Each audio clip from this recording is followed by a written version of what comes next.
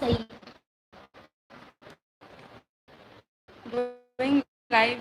या हाँ लाइक हो रहा है आसिफ मैम लाइव तो रही का नाम लाते कोई नहीं आ रहा है हाँ कोई नहीं आ रहा है अभी ठीक है सर आसिफ मैम आई लाइव तो रहे आई नर्वस याम हुए पाखले नाम लाते कैसे पता चलेगा कि लोगों आ रहा है 3 लोग आ गए 9 कना कना लागे आसिफ मैम आई ज्ञान तादरे वेट मैं आती हूँ समझ नहीं आ रहा है आने सर ओके हौरबो आई मिहुन तंग चोंगे खाबा ngसाइदगी ओके लाए लाए थैंक यू मैम चकचाद्री आई चकचाब चतुइने मपांदा ओके काइको थैंक यू अस मांग्रे आई को आई चैलेंज ngस आई इसा से पाखले ओके ngawe ai chakchaब चतुइने मपांदा दुगी केरे ngasi ai manabi tuaw khana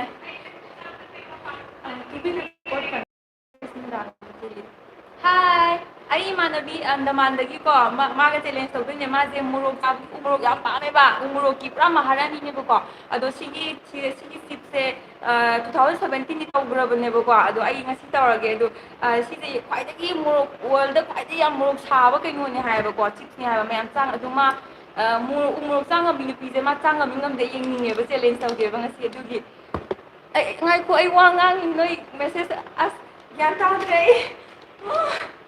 don't be nervous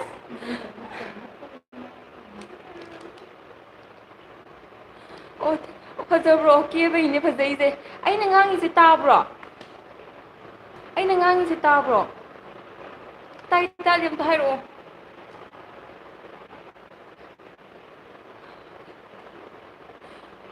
oh tai okay fazaye oh thank you kana tawini kebay fazaine kebagi okay challenge haurage ya bro pick to pick pane ain haido challenge yam kuidamne haido machane si chipse yam sai hayam morok yam tin sai hai ngam da yingse taba haurage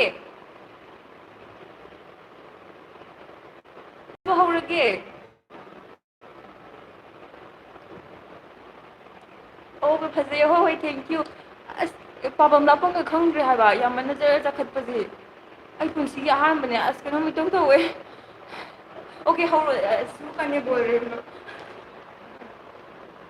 okay haure कोई को बहुत छोटा है तो सी ने how to open खोलने का है ये खोलूं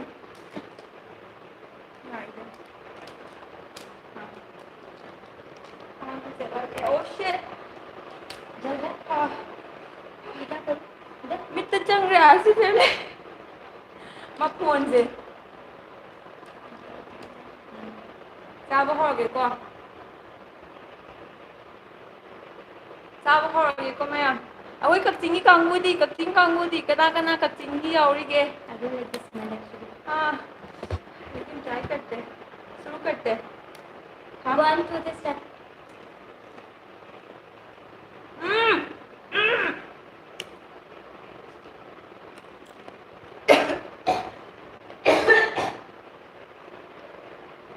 बहुत चाल है I'm going to finish it. यम चिंचाए पिक बस ऐसे मत यम चिंचाए मुझे पानी चाहिए आई इसिंग तब लो खिए को मान को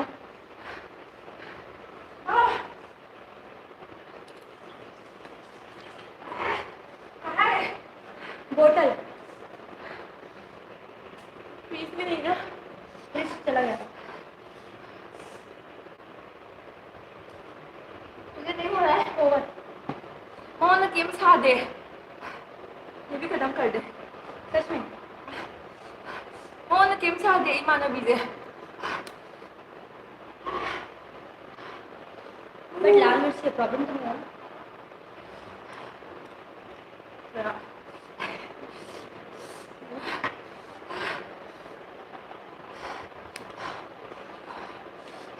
Mấy sao ni không ngầu rễ sinh được tao mau rễ ꯐ꯭ꯔꯤꯖꯀꯤ ꯏꯁꯤꯡꯁꯨ ꯐ꯭ꯔꯤꯖꯁꯨ ꯌꯣꯟꯊꯣꯛꯈ꯭ꯔꯦ ꯐ꯭ꯔꯤꯖꯀꯤ ꯏꯁꯤꯡꯁꯨ ꯊꯝꯍꯧꯗ꯭ꯔꯦ So I'm done, okay?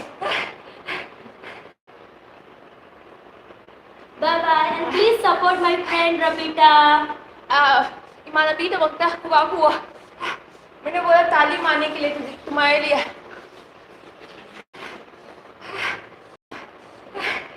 अभी बढ़ना सब खत्म हो चुका है.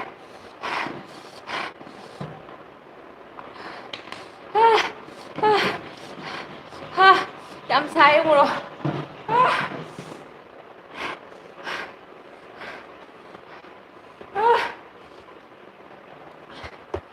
खबर कहाँ है? कौन देख?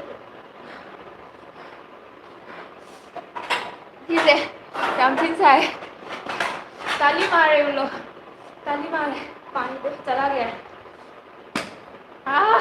vẫn ung nghe यहाँ पे गुस्सा है ung nghe vẫn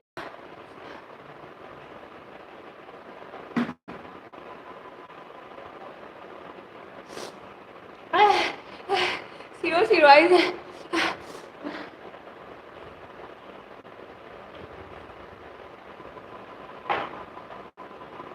ôi Rabina mayang lam dam kakching gira okay long khoi này cái hai đứa nó mong sao bên xí lại Hoàng Anh cũng cần thế này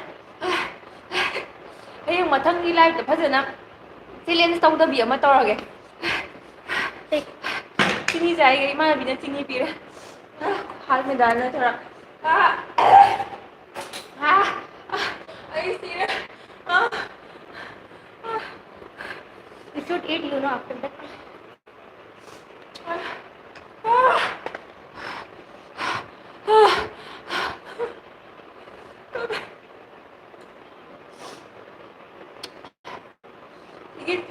Sige chips eh. Actually fam. Sabi ko na. Itong ano. Try to tawag ko na ko.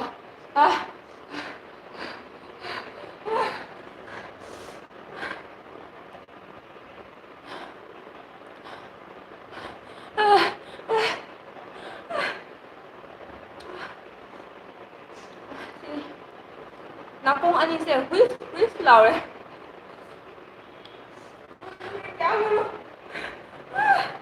मेरे पास fridge का पानी है. तो इंसान नहीं है रे माना बिसे मीनत रे Even I'm sweating. इंसान नहीं है ngore kuk terang sale ऐसा कुछ चक्कर जैसा कुछ आ रहा है अंदर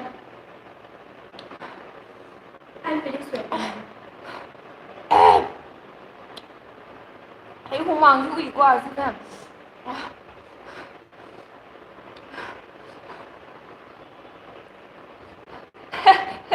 thôi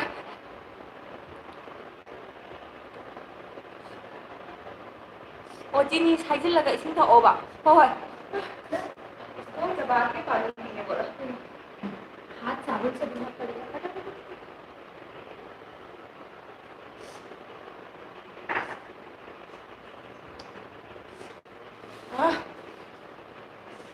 expire sao vậy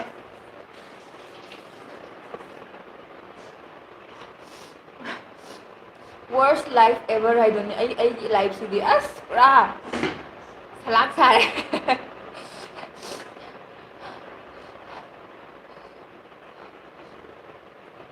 사대 마 사대 이 말이 우물럭 그 юм들 라면ꯕꯀꯣ ꯃꯅꯤꯄꯨꯔꯗ 우물럭ꯁꯦ ꯁꯨꯃꯥꯏꯅꯅꯦ ꯆꯤꯞꯁ ꯑꯆꯥꯄꯣꯠ ꯆꯥꯕꯩ ꯇꯥꯏꯞꯇ ꯊꯦꯛꯑꯒ ꯑꯗꯨꯝ ꯀꯩꯝꯇ ꯍꯨꯃꯥꯡ ꯁꯧꯗꯕꯤꯗ ꯇꯞꯅ ꯆꯥꯏ ꯍꯥꯏꯕ ꯃꯥ ꯑꯗꯨꯒꯤ ꯑꯩꯅ ꯃꯥꯒ ꯆꯦꯂꯦꯟꯖ ꯇꯧꯅꯤꯡꯕ ꯑꯗꯣ ꯁꯤꯁꯦꯐꯥꯎ ꯁꯥꯗꯦ ꯍꯥꯏꯕ ꯀꯩꯝꯇ ꯐꯥꯎꯗꯦ ꯍꯥꯏꯕ ꯃꯥ ꯃꯤ ꯅꯠꯇ꯭ꯔꯦ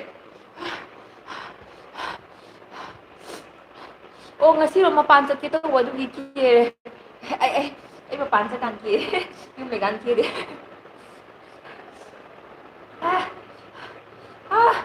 पसीना टॉवेल है इंग्लिश कमाई तो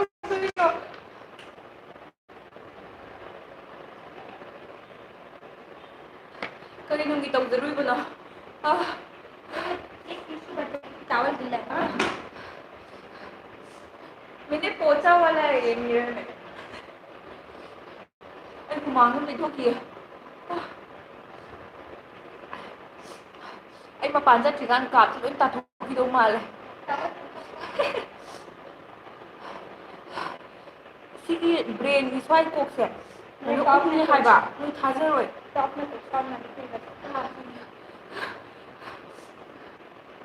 बात करूँ उन लोग से मैं कुछ भाषा समझ ये हो रहा है इंग्लिश में हिंदी में अई मानबी वही ngata chano ai ngata humang sorry noi message kay hanging mo hango mangonda English ta hango bolde Hi friends, it's Pavitra. So I'm studying with Rabita Chanu. Please support her and like her video and subscribe.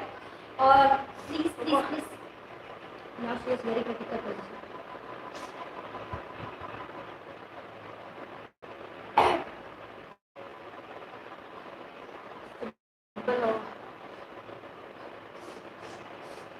So finally she done with this challenge.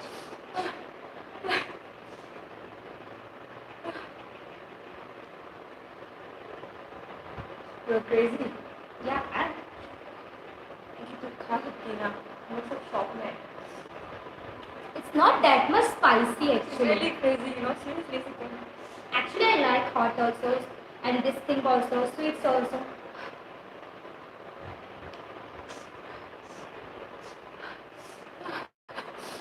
So today she's happy because her first live anyone no, totally 69 people was live I think. Yeah, please support her. ओए ये पवित्र अच्छी बनी दी Hi Gunidi. away from this So I am from Andaman Nicobar. looking cute पवित्र Thank you Di. no It's, I don't know. yes subscriber Okay, sorry I thought it's Gunidi. I'm so sorry.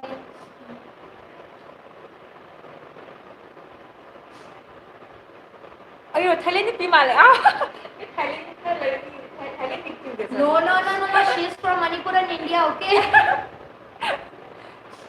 왜 카메라 못 망 그래 카메라 गायब हो गया नीलकांत लोइतांगबम नते चत्तुइने सी लोइरगने मपान dinner चाब चत्तुइने मागा माना पिबिदेबा treat करेगिना मदे I treat तौबिदोइने माना dinner चाब चत्तुइने चाक चाबा अदुगी केरगा ready दे लेरंबा या फजैया अस्की बइने फजैजे केरी बन फजे फजौरा आई सनाजे पक्चौरा मचेगोनी असे मामिस तौवे चाबई मतंगदा कोई बस पर चेगोनी नंगा आया मनसुदा लाओ चेगोनी आई बेंगलोर लेनी दु खोई कमेंट लोइन चथखरे अमता पाबा नंगहौद्रे मयामगी ओके as पाबम खंगद्रे कराय ओके रेसे फजे ओ चथरो ओके याम पक्चैये पक्चै ओ पाए ओके खरे दुदी ngasi yam faje ke bai ni ne yam ai manipur tholakani tholakana unhase ai gi rc fam yam ai harake bor hore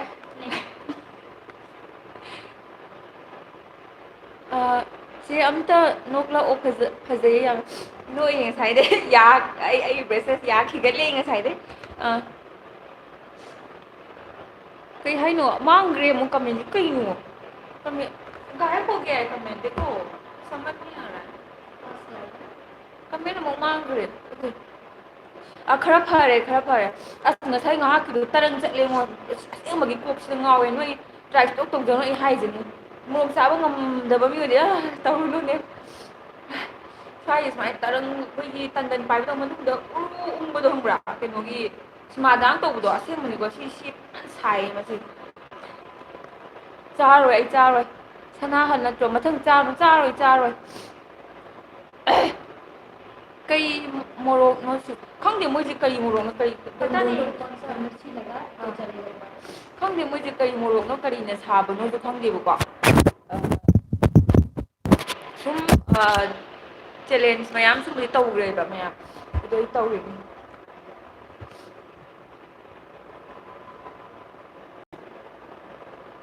하이디 하이루노 그게 하이노 얘기한 따지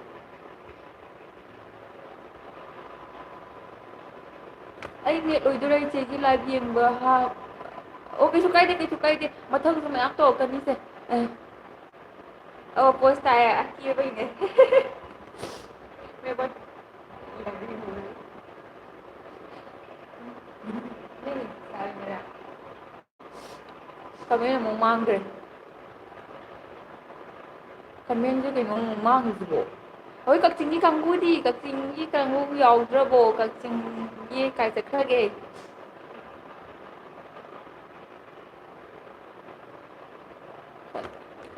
năng ý chế video năng ý tại nào और नंग friend से young भी आप लोग आके वो comment दे रही थी तो भी देखने में अच्छा है मतलब यार ये रबिना ओके और कच्चिंग नंग नंग खतर रो आते ही कच्चिंग की कई तम मीनो अमांग करे पागे तो रगा गायब क्यों हो जाता है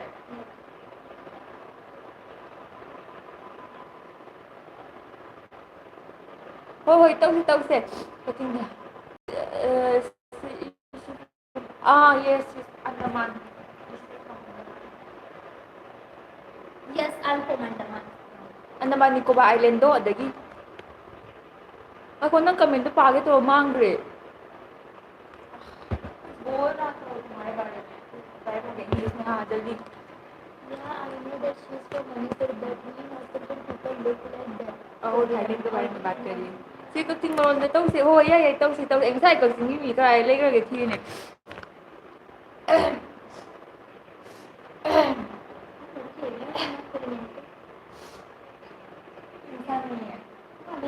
नाक जलेगी कैसे पोषण होगा तो बंद होगा ये बात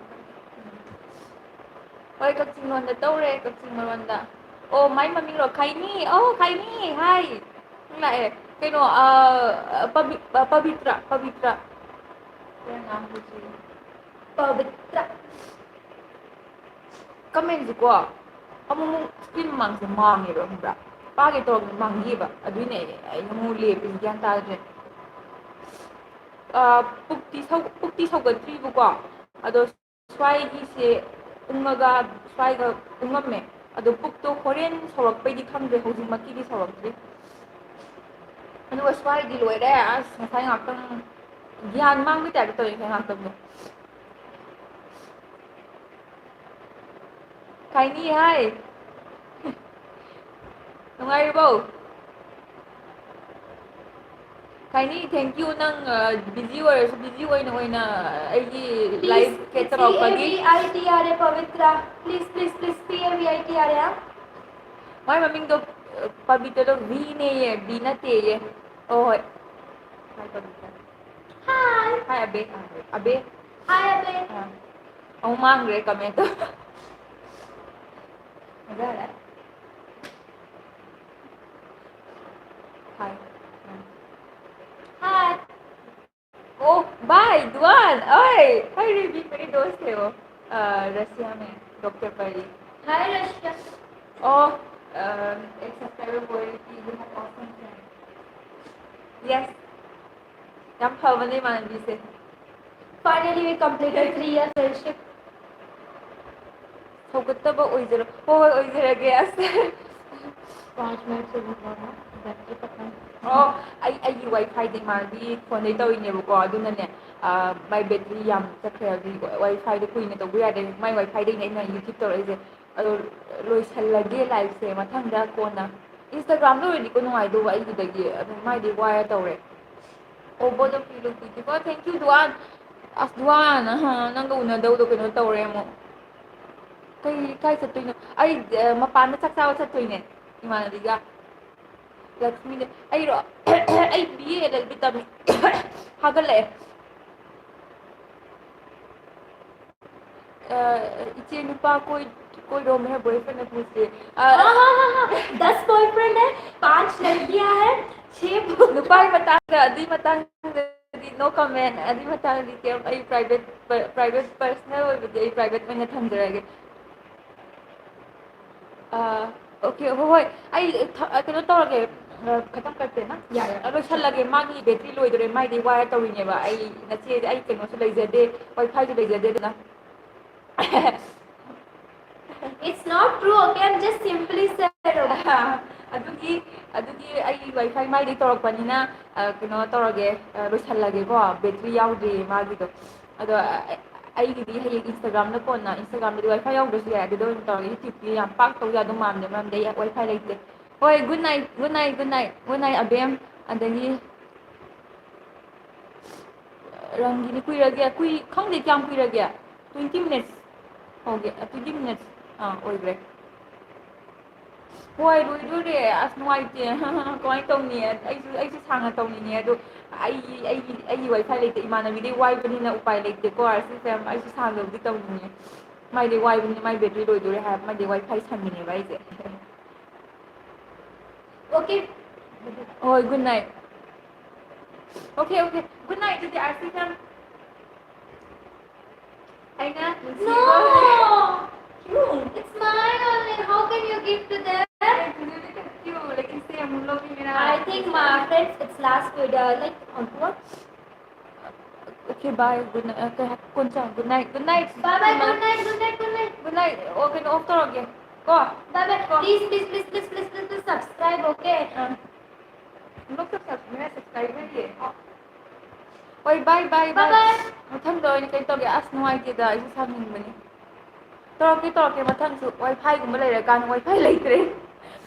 Bye. Kहा kidhar off karna hai? Kai dum thatke? Chalo udhar. Bye. Nuwai na layo. Ay video hing Bye bye. Good night. Ay video ma namgre. Ay upload tawagkani. Bye. Bye.